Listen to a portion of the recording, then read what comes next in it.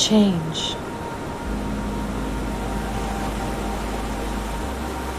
The Astrotherapy Podcast. Interviews. Let's do our yoga. So, Omar, we're going to have a conversation today. Yes. And how are you feeling about, we'll go with the questions, but also just keep it conversational and kind of see where we go? Or how are you feeling? Of course, I feel amazing. I am utterly happy and grateful to be talking to you. I think you are luminous. I think you are amazing. And I think anything that you are part of, it's an honor to partake and dance the dance. Yeah. You're going to leave me crying and speechless before we even start. You can if you want to.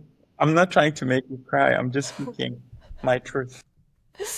I don't think that there's ever been a conversation where I haven't shed tears between us, so we'll see how it goes.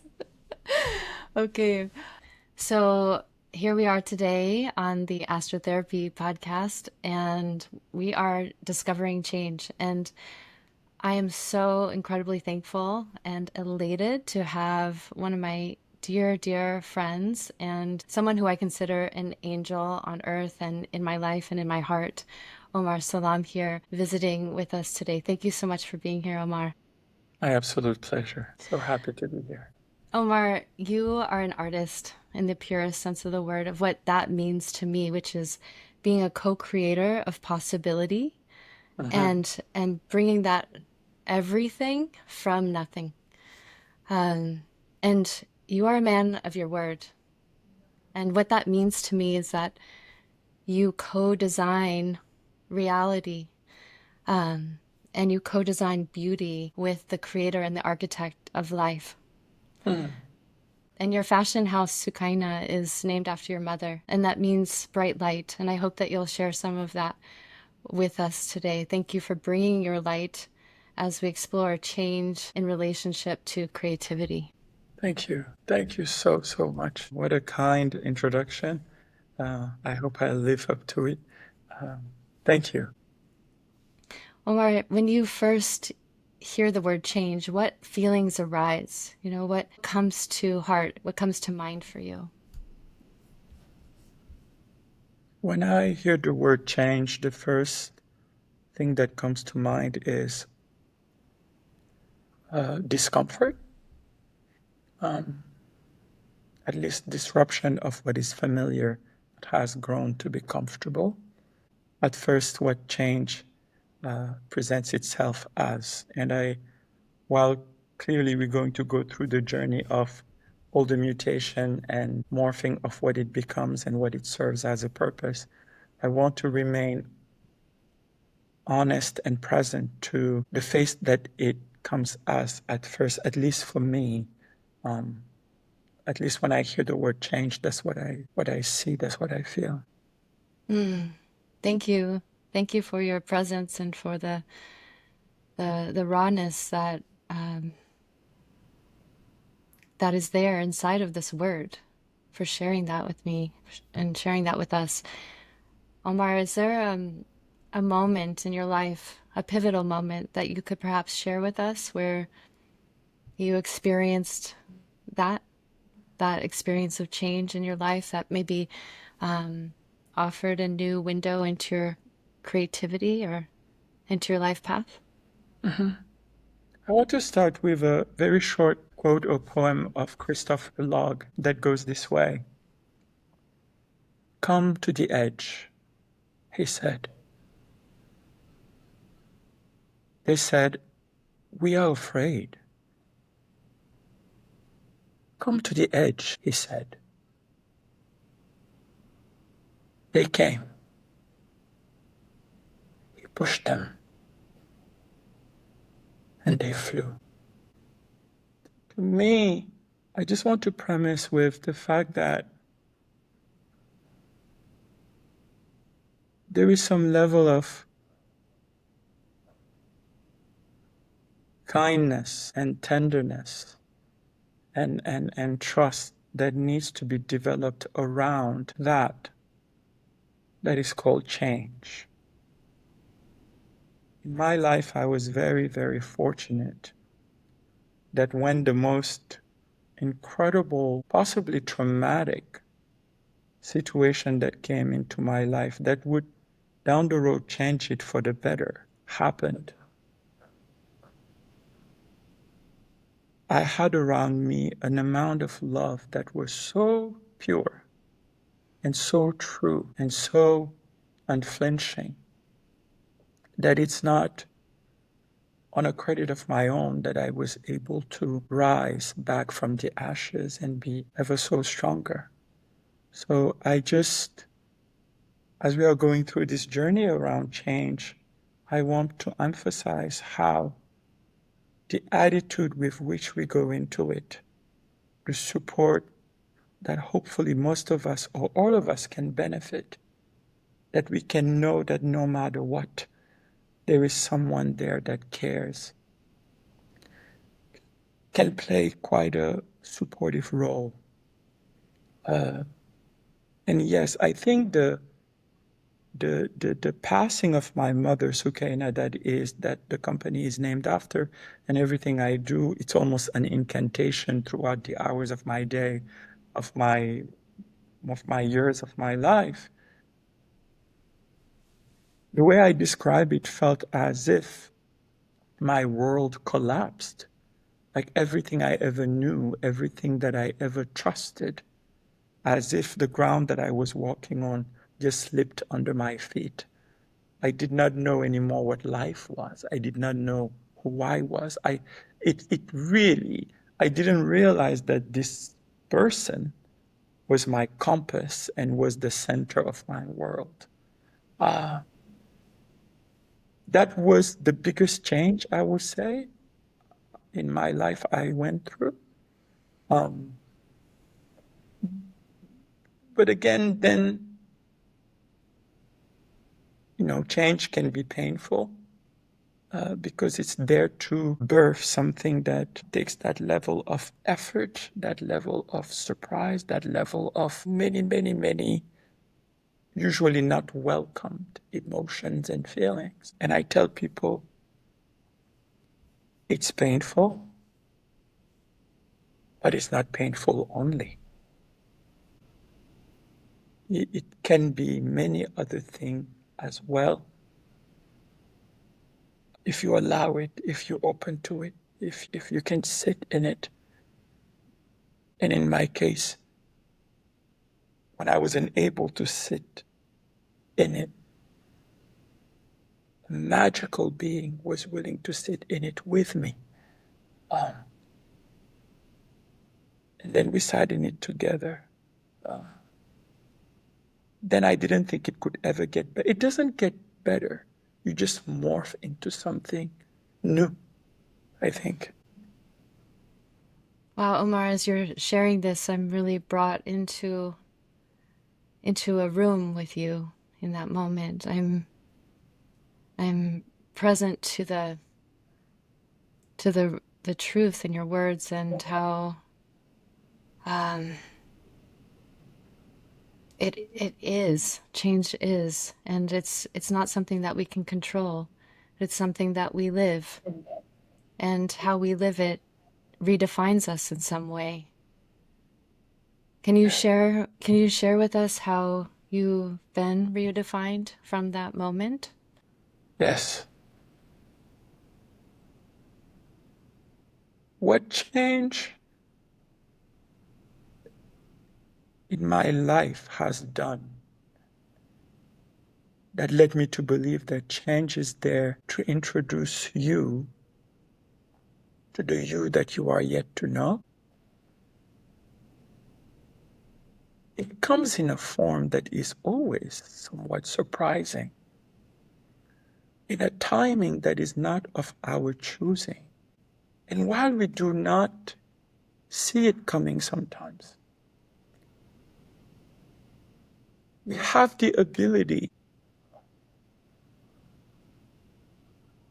to almost trust the sender of it, the space in which it happens. And I happen to believe that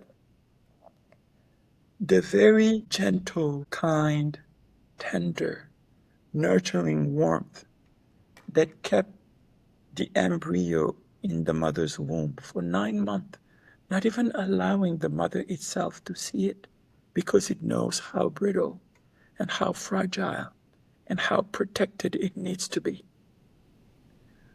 The very energy that once that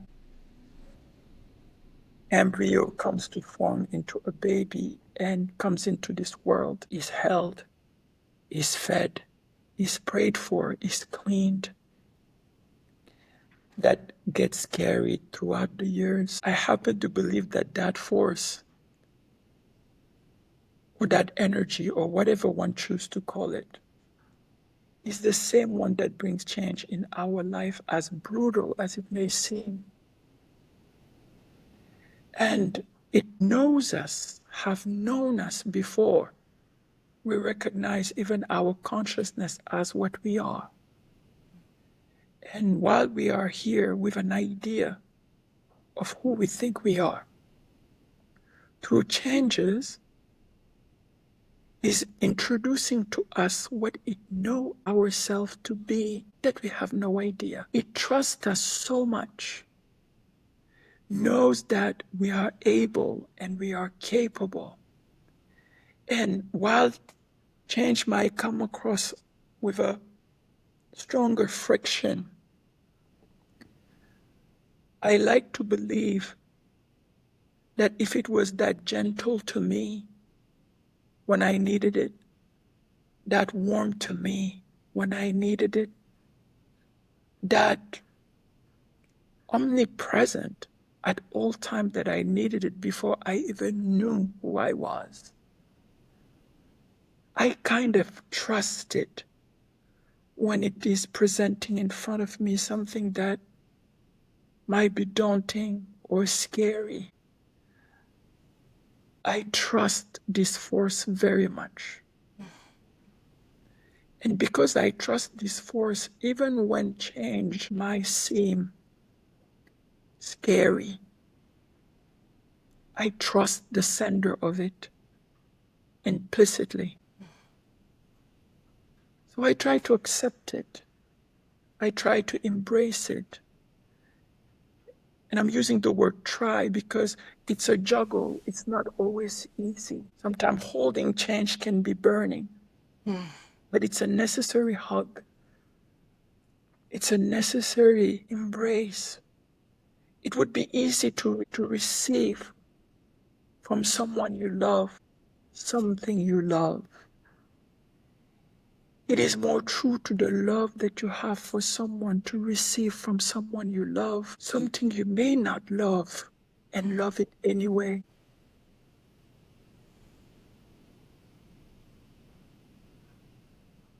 So I think the difficulty in change is a measure of our trust, of our faith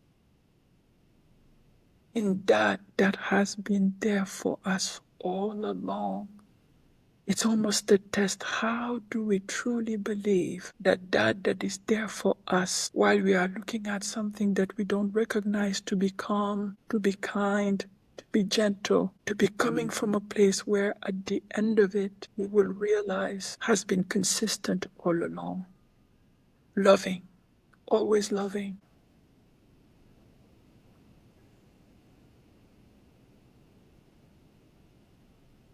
That consistency of love is revealing its power in this moment of change and how it can weave through form and take us through death, the perception of what death is to our understanding in the moment, right? Because death is such an extraordinary portal, teacher, life force that is changing.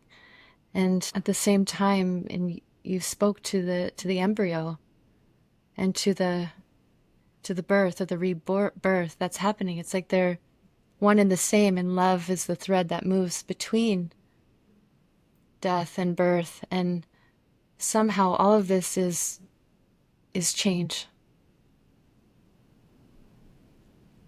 Yes.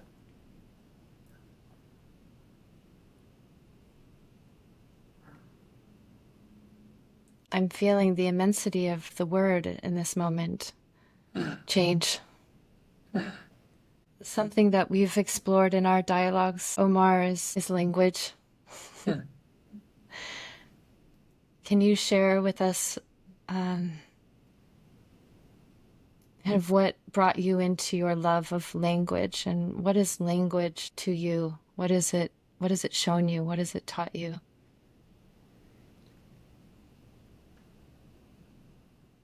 I think language, and by language, I don't necessarily always mean linguistic. It could be gesture, it could be presentation, it could be an outfit, it could be emotion, it could be choreography, whatever the way in which one expresses itself, I perceive to be language. And I think that the power that lies in language is the ability for one to convey to another a spirit, a vision, an idea that only they have.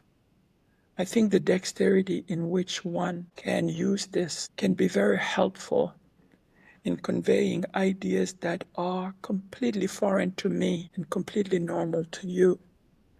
And if you are able to share with me something that you see that I cannot, that no one does, it could be very beneficial to me to understanding you, understanding the way you see things, and understanding that you see that I don't. So in that sense, I think art, language, linguistic, every format in which one can find a way to express ideas and thoughts could be really the medium to offer to humanity that only they can. That's my take on language. I think language is so much more a platform that allows things to happen than it is a thing itself. It moves ideas, it moves prospect, it moves visions. Imagine from Senegal being here, having this conversation with you that comes from a completely different part of the world, using this thing we call English, speaking it to people that are sitting in completely different parts of the world, and sharing our deepest thought that perhaps what I'm sharing is very unique to me, what you are sharing is very unique to you, and the take of our listeners are very unique to them. And the idea that this technology called language creates that room and that space where we can all partake and be able to understand each other in this code called language, I find incredible. So do I. Omar. I love exploring language with you. I love exploring the light in the language with you and the energy in that light and how the energy moves through the words that we speak as an extension of our hearts, and our hearts as an extension of something that connects us all in a very deep place. And as we're here today, Omar, which is it's such an honor and such a joy to be face to face with you and to be in this exploration. I'm very present to how we're navigating words to describe experience, and how my experience is unique. As you were just saying, yours is unique. Our listeners have a unique experience. And we're kind of coalescing around the theme of change and how that weaves through our life, how we've been touched by it. You've been sharing how you've been touched by it. And so, through this vehicle of language, I'm curious, um, what is the potential of change through language? Have you experienced that in your life? Moments of hearing something that really changed something inside of you? Something that Yes, was perhaps spoken or read? Can you share something? Yes, I think it's Mother Teresa who once said, invite me to a protest against war. I would not come. Invite me to a rally for peace. I will be the first there. These two things can be perceived the same, but just from a hinge. If a doctor says to me, I think you are 30% diseased, and another doctor tells me you are 70% healthy, in mathematics, they may seem to be the same. But the way in which they utter these things tells me what that person's focus is on. I think as human, we have negative biases. And by that, what I mean is we have so much going on for us that it's easier actually to list the things that are not going well. The fact that we could talk about a problem, there is a very old African adage that my grandmother used to love to say. It's like, one will take 10 fingers and with it count the blessings they do not have, forgetting that hands and fingers are a blessing in itself. And I think it's very important, regardless of how aware we are to what we want, what we are trying to create, understand that the greatest gift we have, the greatest gift one has is is them. If I own this building but don't have me, who does the building belongs to? So the idea that what makes me have is that and not me is really gazing so much at something that you forget what is behind the eye that is gazing at it. So I think language and change really work together in a sense that, yes, change can be, what makes change is because it's surprising. Change is, something that drops at, and I'm talking about not the change that you initiate, not the change that you want to create. I'm talking about where change is really most testing. It's that is bestowed upon you, or it's a life circumstance, or it is something that is happening that you don't necessarily have a full grasp of yet. Those are the changes that I think holds the greatest ability to change you, to grow you, to expand you. And those, they tend to, at first, be something that we don't know how to hold, how to be with, how to handle. And I think that we can choose to look at it. I'm not talking about understanding it. I'm not talking about even accepting it. I'm not talking about knowing that it's there to teach us something. I'm not talking about any of that. I'm talking about while we did not choose it, we can choose to look at it. We can choose to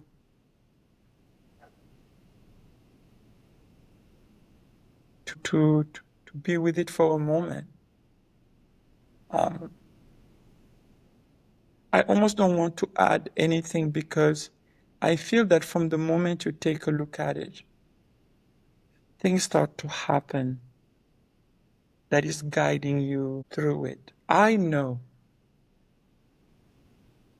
that when I lost this person, I thought that the following day the sun will not rise.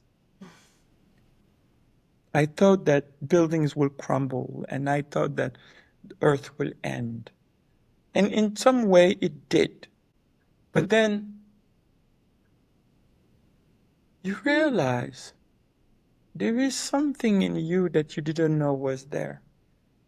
some level of resilience, some level of strength, some level of backbone, some level of many things that you had no way of knowing was part of you.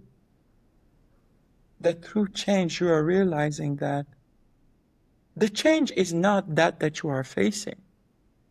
The real change is who you thought you were. That as a result of that you are facing is now shifting in the new you that you are becoming, that is adapting and rising to become apt to work, to dance, and to have a better understanding or a better living relationship with your new circumstances. It's not always fast, but it's possible. Omar, as you're speaking, I'm having this vision of the light that has come through this change for you. And as you were moving through, I'm sure there was those moments of darkness, which you also speak about in the womb, which is also dark is fertile. Yes. Fertile ground. Yes. And we can't escape it, and why would we? And, so in these moments of change, when we're taken through the dark, as I'm hearing you, it's like I'm observing that moment in time and how it's kind of reverberating through all of time, how the light emerges. And what I've seen in you is that light has emerged through your creativity, through your expression, through your design as a language, how you're articulating this creative act that has emerged from this moment of change as well. Can you speak to that? How this change has inspired, perhaps, or given breath to Yes. your Thank you for creativity? saying that. And it is so true. What that has done for me is to make me realize that my understanding of me falls so short to the fullness of me. Who you perceive yourself to be is based on where you've been, who you've been, how you've been. Well, who you will be, could be, might become, while it may not be logged in that book, is still part of you. And the bridge in between one and the other is change. Change, in fact, might be our greatest friend. Change might be, in fact, our number one most trusting friend. And the one that trusts us more than we trust ourselves is change, because change will appoint us to do things that oftentimes we don't think we are capable of. In fact, in the beginning and starting point, we are adamant that there is no way.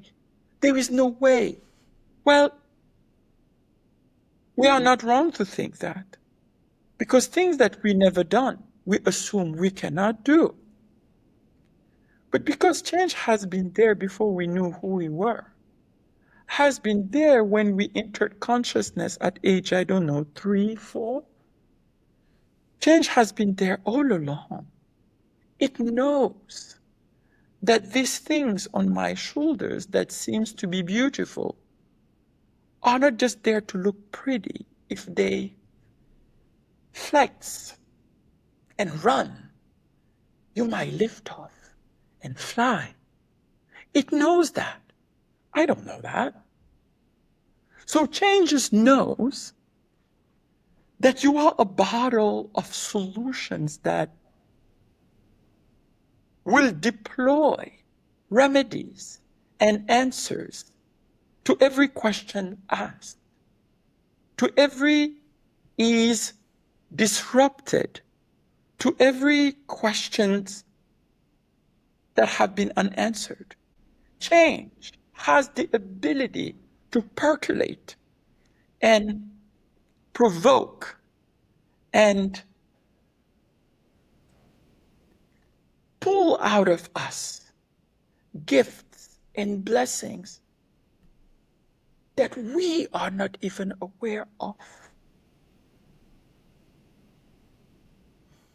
I write stories, and the story goes this way.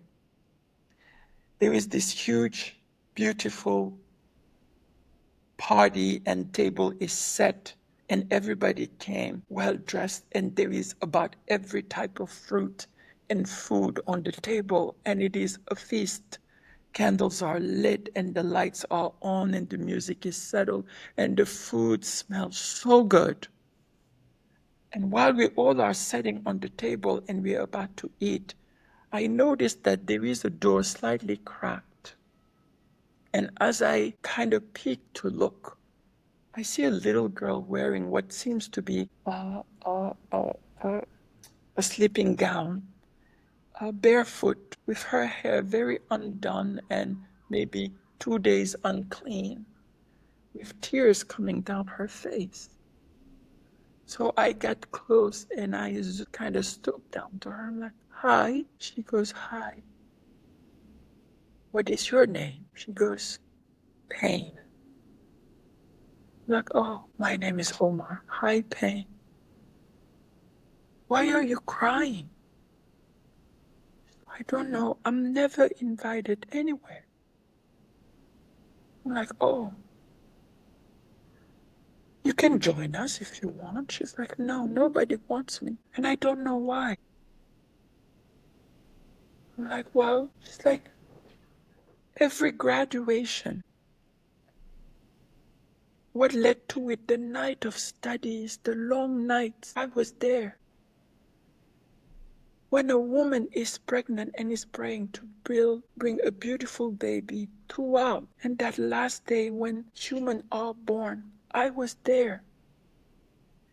And Pain goes on to tell me all the event that we are proud of at the end of it, that we hold high at the end of it, that we derive identity and success as a result of it. Pain has been all throughout all this situation, and yet Pain is never invited. And I realized that pain is as afraid of us as we are afraid of it. And that's why Pain's put on a mask that is so scary and so tough and so strong. Because when I embraced pain, the mask dropped. And I realized Pain all along saw in me what I couldn't see. So Pain gave itself away. And it's okay with me disliking her so much so I can like me more.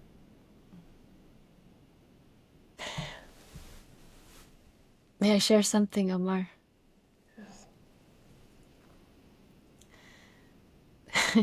I'm feeling pain as my friend right now as you're sharing this. I'm feeling uh, such immense gratitude for the pain that I've experienced, because the pain that I have experienced has really, really showed me my strength, has taught me that I'm alive, has really given me access to parts of myself that I never experienced before,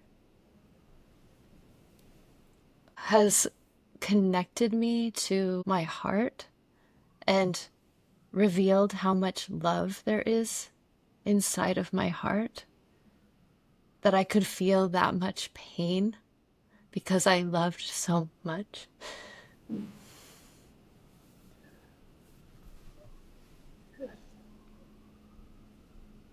Thank you for that story. Thank you for sharing that.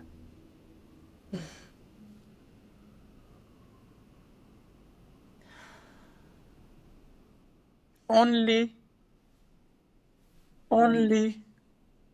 love is true.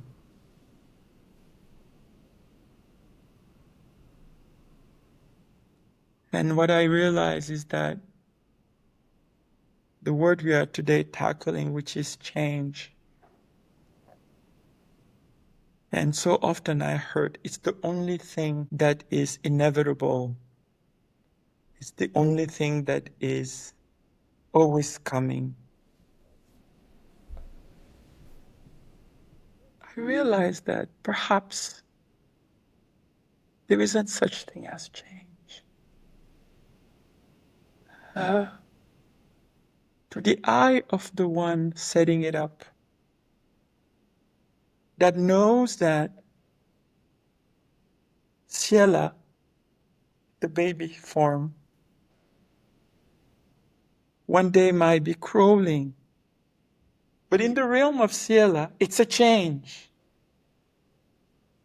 But then to the eye that knows that Ciela will crawl and then Ciela will walk and Ciela will run and Ciela will fly. I believe that what we perceive as change are really the unfolding of our fullness. So depending on what end one is standing on, one might perceive it as a change, but I think that this is the defining or refining of all that you are. And that's why I was so excited to have this conversation with you. I realize that who I think I am is not necessarily dying for me to become someone else. My idea of me is so limited to the me that I think is what I am and all I can be.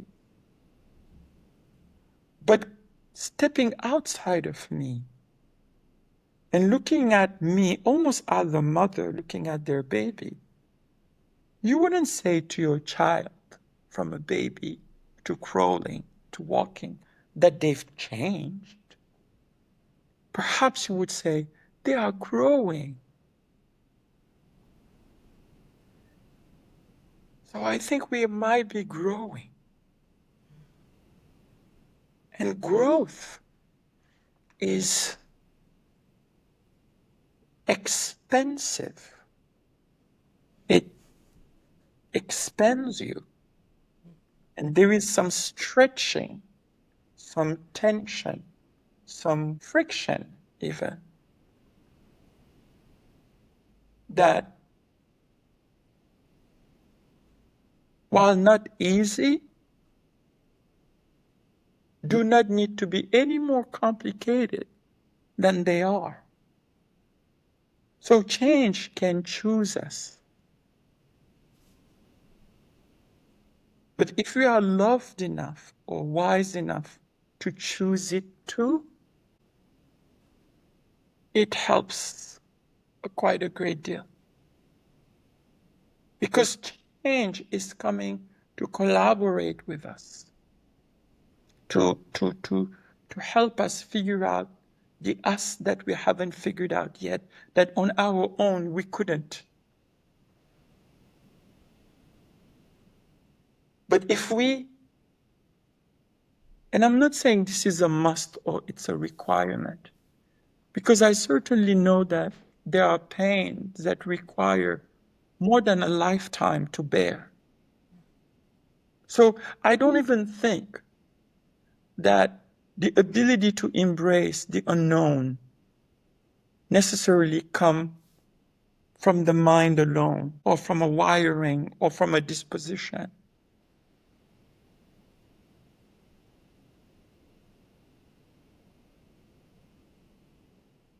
But my hope is when it does come, we don't limit ourselves to our own understanding. Because that is there to grow you is likely to be bigger than you. That's why it grows you. So to almost expect it to be something that can fit within your understanding of things defeats the purpose of it being something that is to grow you. Yes, it's like the impetus for the change, the invitation is already, or let's say the outcome is already in that seed.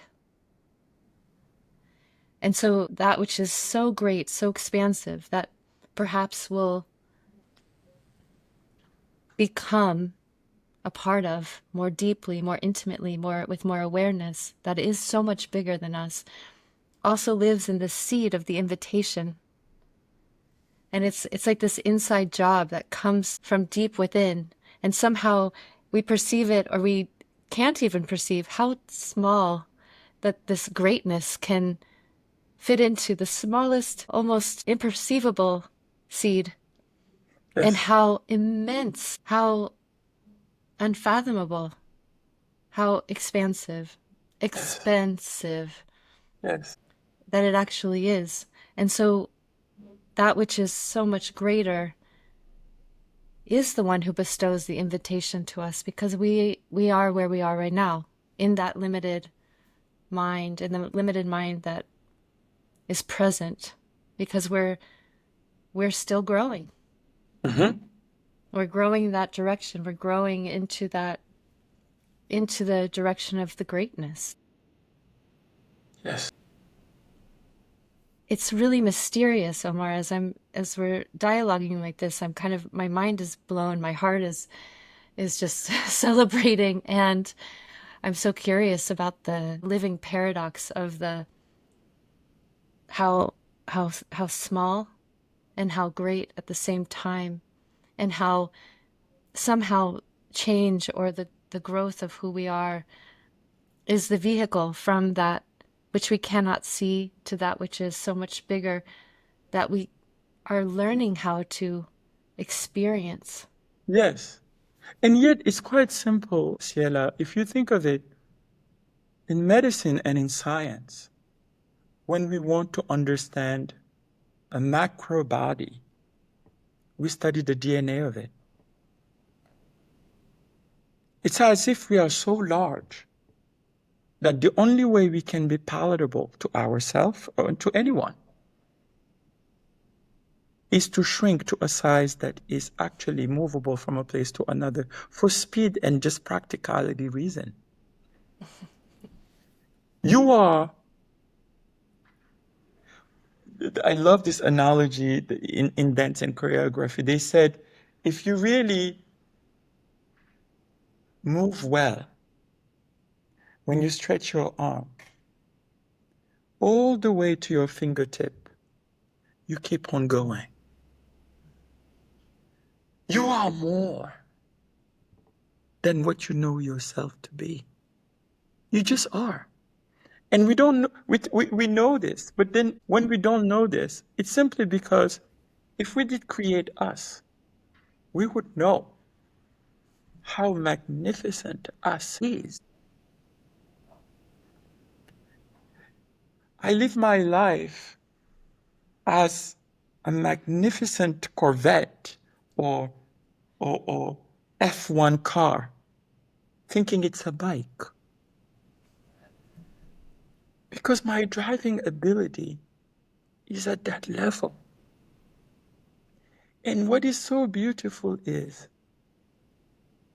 this F1 machine will indulge me and allow me to drive this car just like a bike, because it knows that if it was to just push on me all the engine power of the F1, When my ability to drive is of a bike, I will hurt myself. So every now and then the Corvette will make a sound to make me question what it can do. How far can it go? And that's how I look at human. My grandmother, she used to say, though we are all spirit of light, very few of us are lit. She believed that in a lifetime, we tend to live next door to us and never knocking at the door. And she believed that living inside of our body and being able to control it by moving it from left to right, right to left, and shower it and put lotion and feed it, it eludes us to the delusion that we have access to it. Just because I can pick up this phone and put it down doesn't mean I can take it apart and understand every little thing about it, what it does and can do. And I think that there is no machine more magnificent than the human. So much so that the human mind, even in medicine, even in physics, even in the most prolific science out there, the one that are pushed to the maximum will be the first to tell you, we understand but so much of it. There is so much more we don't. That's you. You've been given the gift, the magnificent gift that is you, to you. And while you are doing what you need you to do, you can do so much more. But how do we know that? How we know that is by having life through change contrast us, jolt us, surprise us with things that we will never go towards. But as we are facing it, through winter, we develop coats. Through fire, we create ways to cool ourselves. Through rain, we create homes for shelter.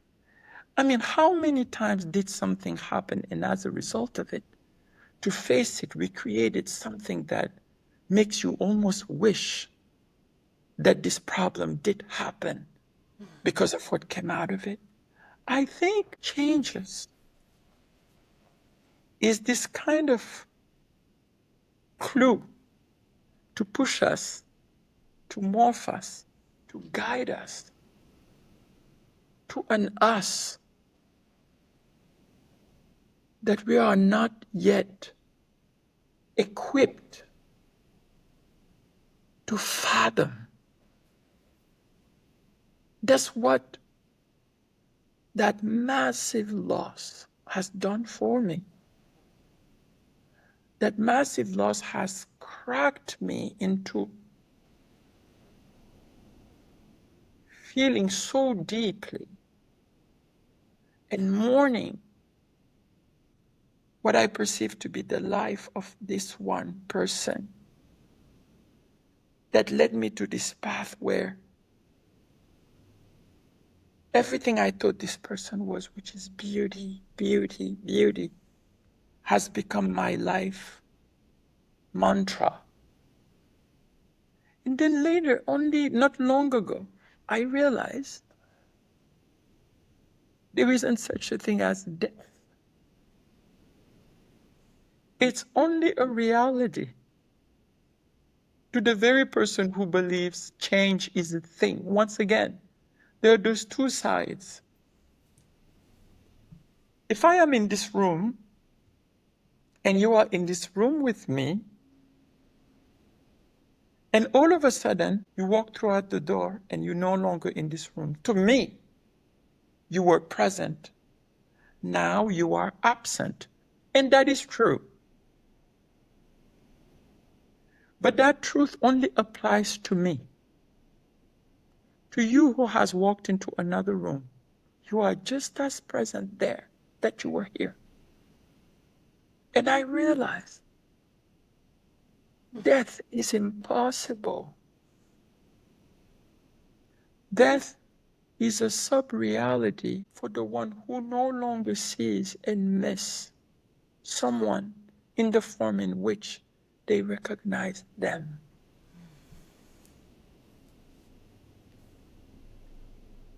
Is it still painful? Of course.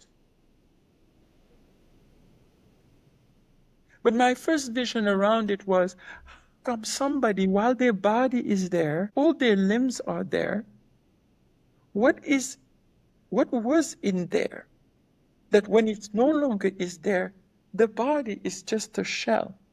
So clearly, what was alive was not the body. Well, that was alive in them is elsewhere. And that's why when it's no longer in the body just is peaceful and calm. But that is living in us has always lived and always will.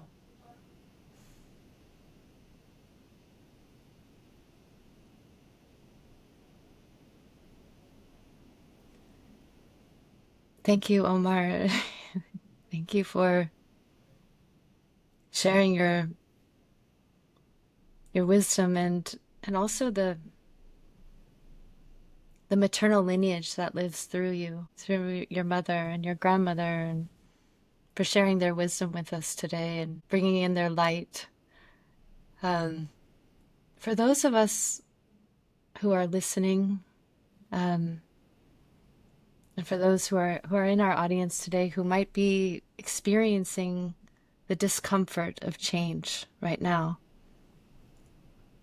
is there anything that you would like to share, or perhaps something that they can contemplate or consider for themselves in the face of this discomfort?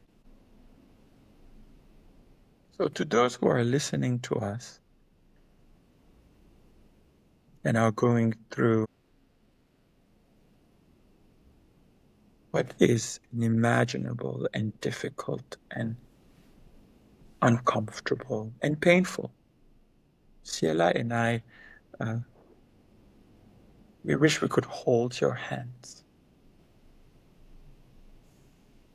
and sit with you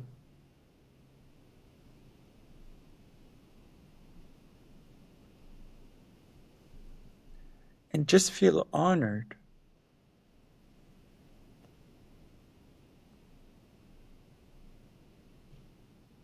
to share your presence.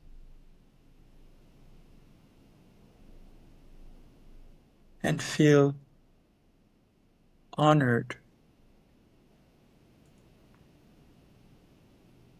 that you are allowing us to be available to you and be here for you, to remind you that this that is happening to you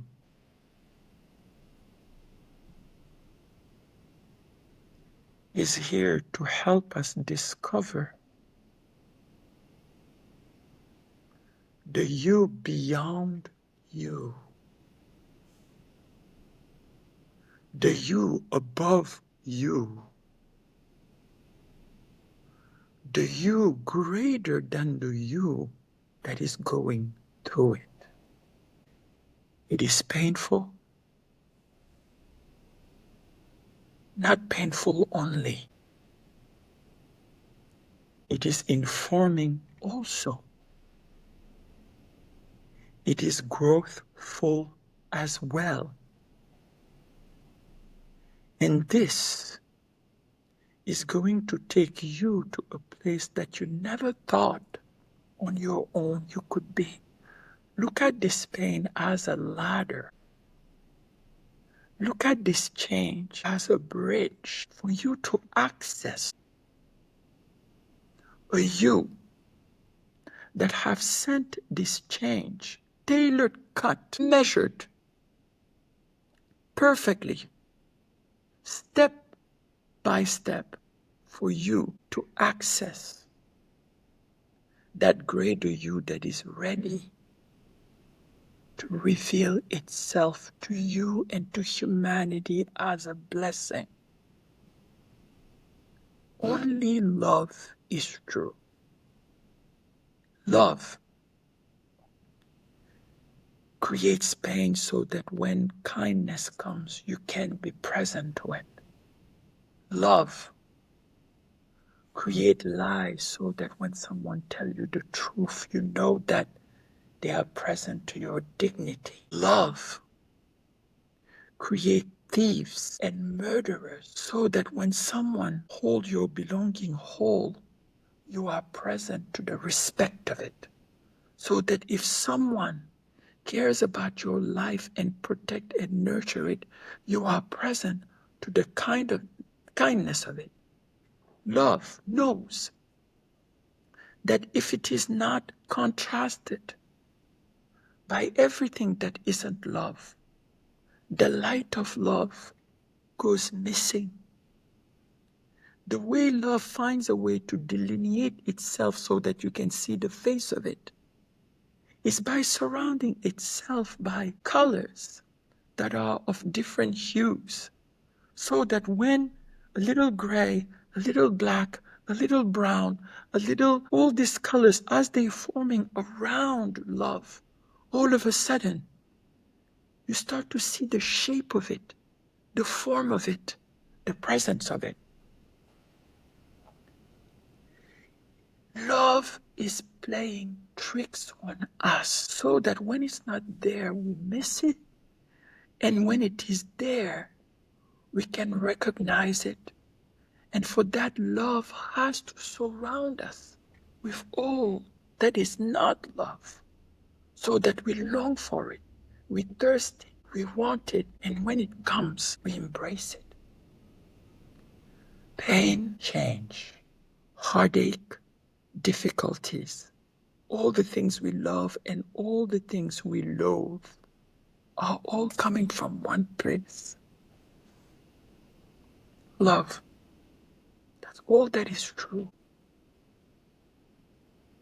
That's the only ever true thing.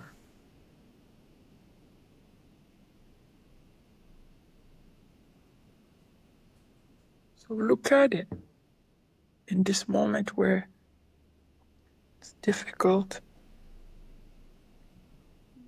Let's try to not imagine what tomorrow is made out of. Tomorrow is tomorrow. The day after is the day after. And there are times for that too, planning and figuring out the future. For now, since at this moment what we are feeling is the pain, as we are holding your hands, are we able to go from a minute to another? Let's stay in that minute.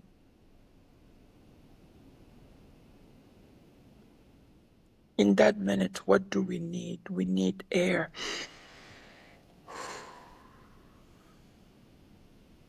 We need food. Maybe there is some. We need safety. This moment needs you more than anything. As painful as this pain is, this pain has not taken from you. You still have you. So you didn't lose everything.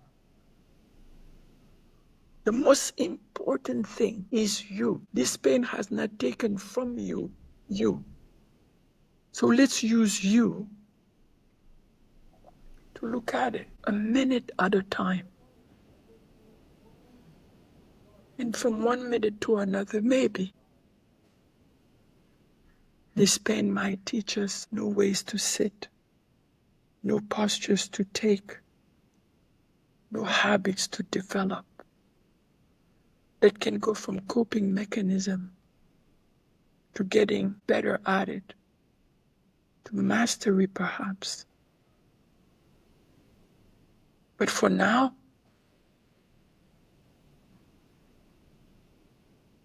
I am here Ciela is here for you.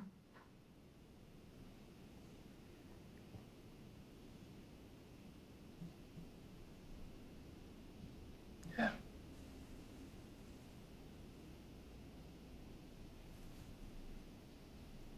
Thank you. Thank you.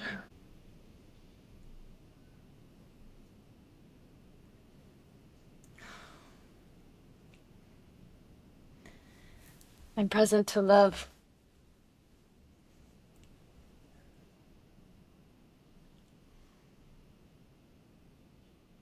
Thank you, Omar, for sharing your love with us today. Thank you for the incredible opportunity to, and I apologize. Oftentimes when I shared this, people said, but there are children in pain, there are diseases, there are wars. And it's very sad and very tough. And I almost feel that I don't have the right to tell someone like that that only love is true.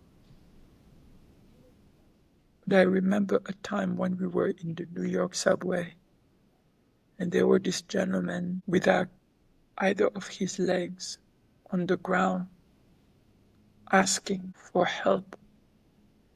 And someone who has handed them some coins turned around and said, "It's so sad." And the gentleman overheard her. He said, "No." It's like, really? I mean, it must be just so difficult to get around. It's like, when I could walk like you, that's what I thought too. You are right. I don't have any of my legs. But where I'm sitting here in the ground, what I'm able to see makes me realize legs is not what I needed to be happy. May God give us, whether it's legs or eyes or whatever it is, the sight or the foresight to see love in everything that happens to us as for us.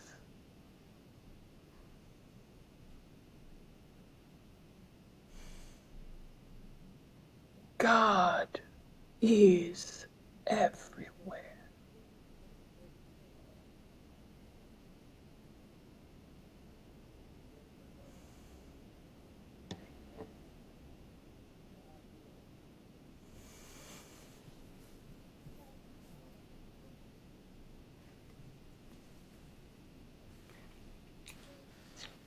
Thank you, thank you, Thank you, Omar. thank you.